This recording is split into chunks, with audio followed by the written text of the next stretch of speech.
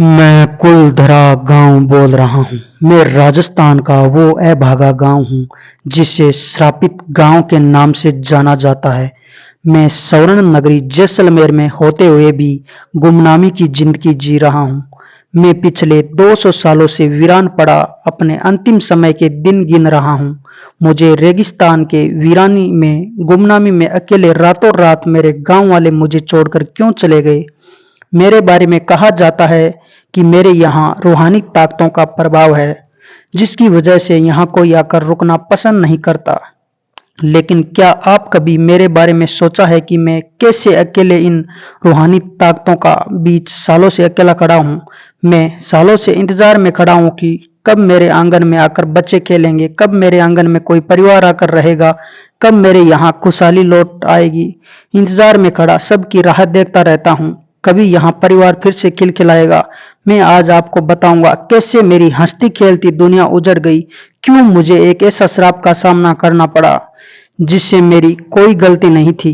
भरोसे के चलते मेरे गांव वाले यहाँ अकेले वीरान छोड़कर मुझे चले गए। ये एक समय था जब मेरे यहाँ काफी चहल पहल हुआ करती थी। बच्चे मेरे आंगन में हंसी खुशी से खेला करते थे। लोग अपना जीवन व्यतीत करते थे। उनकी उन्हीं खुशियों को देखकर मैं फूला नहीं समाता था। लेकिन मेरे को नहीं पता था कि किसी की नजर लग जाएगी। आज मैं मेरे यहाँ पर आना कोई पसंद भी नहीं करता है। मुझे श्रापित गांव की नजर से देखा जाता है। भारत की इस धरती पर कई ऐसी जगह है जिनके बारे में कई हजारों वर्षों पुराना रहस्यमय इतिहास है, जैसे कोई किला हो या कोई मंदिर हो या फिर कोई ऐतिहासिक जगह हो। इनके बारे में कई ऐसा है जो कई हजार वर्ष पुराने। इनके बारे में जो राज हो वो आज तक कोई नहीं सुलझा पाया, क्योंकि उन्हें जितना सुलझाने की कोशिश की जाती है उतने ही उलझ जाते हैं। आज के ज़माने में हम कोई ऐसी जगह पर घूमने जाते हैं तब वहाँ की कहानी सुनकर हमें सदियों पुराने इतिहास को जानने की इच्छा होती है। ऐसा ही कुछ मेरी कहानी है। अगर आप भारत के सबसे डरावनी जगहों के बारे में खोजते हो तो आपको मेरा नाम सबसे ऊपर देखने को मिलेगा। मैं राजस्थान की गोल्डन सिटी जैसलमेर से 20 किलोमीटर की दूरी पर स्थित हूँ। दिन के समय मेरे यहाँ पर लोगों का तांता लगा रहता है, लेकिन शाम होते ही मेरे दरवाजे इंसानों के लिए बंद हो जाते हैं और भूतों के बीच मुझे अकेला छोड़ दिया जाता है।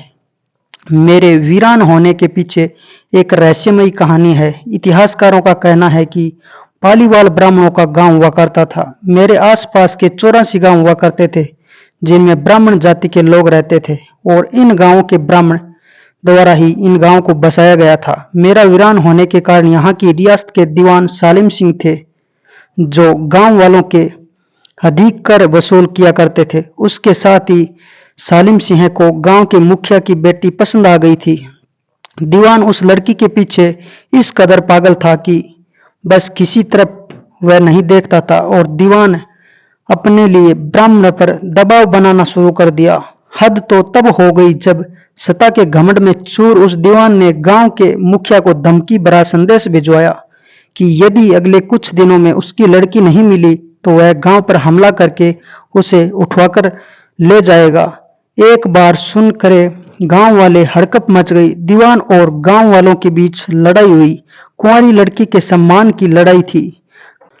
गांव के आत्मसम्मान की भी। गांव के चौपाल पर पालीवाल ब्राह्मणों की बैठक हुई और 5000 से ज्यादा परिवारों ने अपना सम्मान के लिए रियासत का छोड़ने का फैसला लिया। निर्णय लेने के लिए सभी गांव वाले एक तरफ मंदिर में इकट्ठा हो गए। बाहर पंचायत ने फैसला किया कि कुछ भी हो जाए अपनी लड़की उस दीवान को नहीं देंगे। अगले शाम ही कुछ जो वीरान हुआ था। आज परिंदे भी मेरे यहाँ नहीं रहते और परिंदे भी आज दाखिल नहीं होते। उसी से गांव वाले छोड़कर उसी वक्त चले गए थे। ब्राह्मणों ने श्राप दिया